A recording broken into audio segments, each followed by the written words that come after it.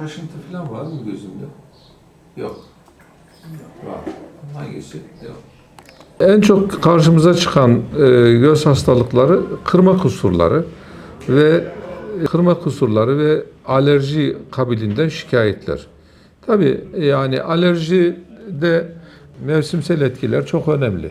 Yani bahar oluyor, işte güz oluyor. Ona göre, mevsimine göre çiçekler ortaya çıkıyor ya da toz ortaya çıkıyor. Bunun gibi alerjinin ortaya çıkmasında tabii başat rol üstleniyor. Alerjik şikayetlerden sonra kırma kusurları yani miyop, hipermetrop, astigmat gibi kırma kusurları geliyor. Burada da insanların meşguliyetleri bunun yani bir kısmı bunların doğrudan doğuştan geliyor. Bir kısmı da yakın meşguliyetlerin çok artmasıyla numaranın artması ortaya çıkabiliyor. Dolayısıyla özetlersek en çok karşımıza çıkan göz hastalıkları yönünden en çok karşımıza çıkan şeyler alerjik şikayetler ve kırma kusurları yani miyop, hipermetrop, astigmat gibi kırma kusurları. Daha sonra diğerleri gelir yani kaymalar ya da işte ne bileyim yaş biraz ilerledikçe katarak gibi filan hastalıklar ortaya çıkar. Yaşa bağlı hastalıklar ortaya çıkabilir. Bazıları genetiktir tabii. Bazıları genetik değildir bu rahatsızlığın. Yani sabahtan akşama muayene ettiğimiz günlerde insanlara ekranlar önünde kaldığınız süreyi azaltın. Bak ekran yanığı oluşuyor gözünüzde. Bu alerjik şikayetleri artırıyor. Astenopik şikayetleri artırıyor. Yani yorgunluk şikayetlerini artırıyor diye ikaz ediyoruz. Tabii bu ekranların bazen yakından tabii uzaktan televizyona bakmasında ayrıca bir de mesela yakından ekrana bakmasında özellikle erken yaşlarda numarayı artırıcı etkisi de bir kısım bazı numaraları artırıcı etkisi de olabiliyor. Yani yakın meşguliyetlerin numarayı artırıcı etkileri de olabiliyor. Miyopide, hipermetropide filan bunlarda genetik geçiş var. Ama yani ilginç bir şekilde annede babada hiçbir şey olmasa sıfır olsa da bebekte genetik kırılmayla yani yokken sağlam gen taşındığı halde sağlam gen geçtiği halde çocuğa normalde ama genetik kırılmayla bir miyop yani anne baba değilken çocuğun miyop olma ihtimali var mesela. Dolayısıyla burada özellikle kırma kusurları yani gözdeki ihtiyacıyla ilgili durumlarda genetik geçişle birlikte sıfırdan yani o şahısta başlayan bir böyle miyop, hipermetrop vesaire olma ihtimali de az değil. Miyopta yani ön arka eksen genellikle eksen miyopisi karşımıza çıkar. Yani gözün ön arka ekseni uzundur. Ön arka eksen uzun olduğu için görüntü tam sinir tabakasının üzerine düşmez. Retinanın üzerine düşmez.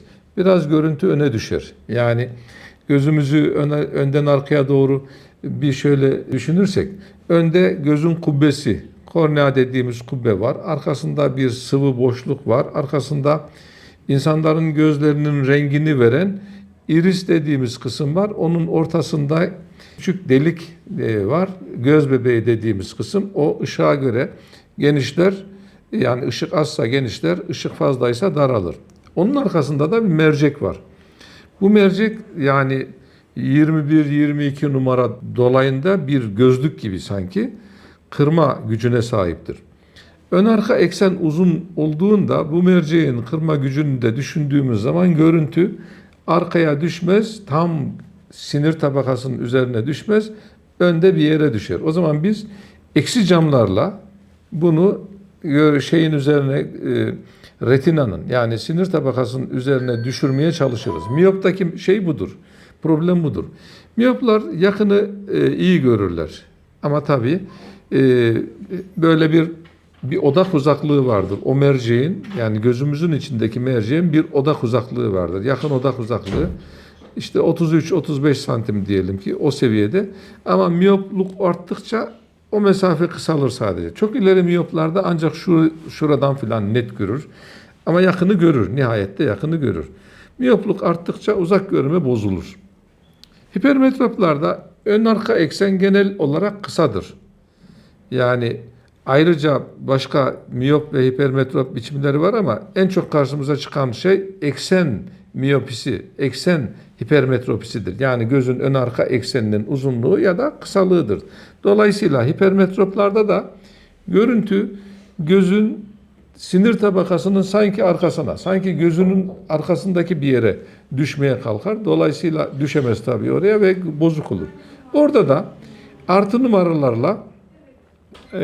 numaralarla onun tam görüntünün şeyin üzerine düşmesini sağlarız. Yani bazen karşımıza çıkıyor ya işte havuç yiyeyim, başka bir şeyler, şunlar bunlar filan gibi.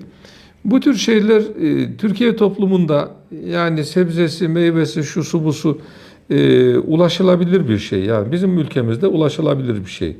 Burada çok problem olmuyor bu bakımlardan. İnsanların özel bir efendim ya göz sağlığım için şunu yiyeyim, bunu yemeyeyim falan gibi çok büyük bir özene, çok büyük bir titizliğe düşmelerine, girişmelerine gerek yok. Normal vücut sağlığı için yapılması gereken ve yapılmaması gereken, yani yemek içmek bakımından yapılması gereken ve yapılmaması gereken şeylere riayet ettikleri zaman yetiyor. Ama diyelim ki Allah muhafaza alkol kullanımı var. Bir de burada alkol kullanırken kaçak bilmem ne falan oldu. Metil alkol içti, bilmem ne içti. Tabii gözünü tümüyle kaybedebilir. Görme yetisini tümüyle kaybedebilir.